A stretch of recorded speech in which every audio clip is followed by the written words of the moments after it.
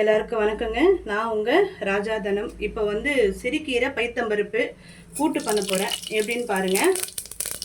பாத்திரம் வச்சுட்டேன், கடுகு போட்டுட்டேன், 2 சீரகம் போட்டுடுங்க, தாளிக்கிற உளுந்து இப்போ நான் போட்டுடுங்க.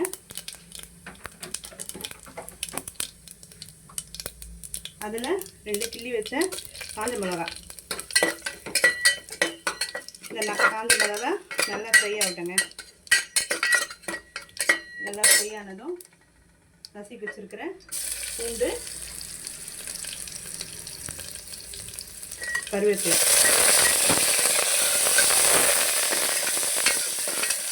நல்லா வந்து பொரிஞ்சு வரட்டுங்க. வந்துட்டுங்க. இப்போ பெருங்காயம் தூளி போட்டுக்கலாங்க. பெருங்காயம் போட்டதுமே 2 பச்சை மிளகாய், 1 வெங்காயம் போட்டுக்கலாங்க. நல்லா வதங்கிட்டேன்.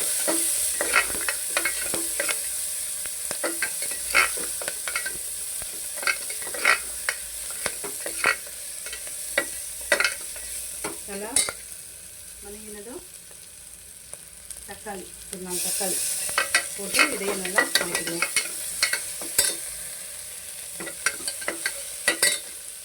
இப்போ உப்புங்க, தேவையான உப்பு போட்டுக்கங்க.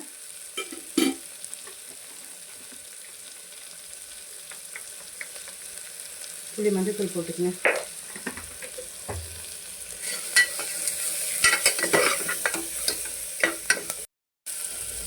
இப்போ இதில் நம்ம கட் பண்ணி வச்சுருக்கிற கீரையை போட்டுக்கலாங்க.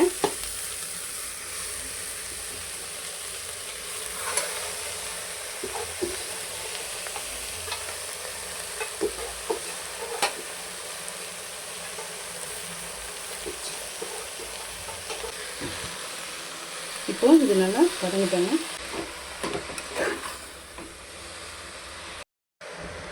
கீரை நல்லா வதங்கிடுச்சுங்க. இப்போ நான் பைத்தம்பருப்பு ஊற வச்சுருக்கேன், இதை அப்படியே இதில் போட்டுடலாங்க.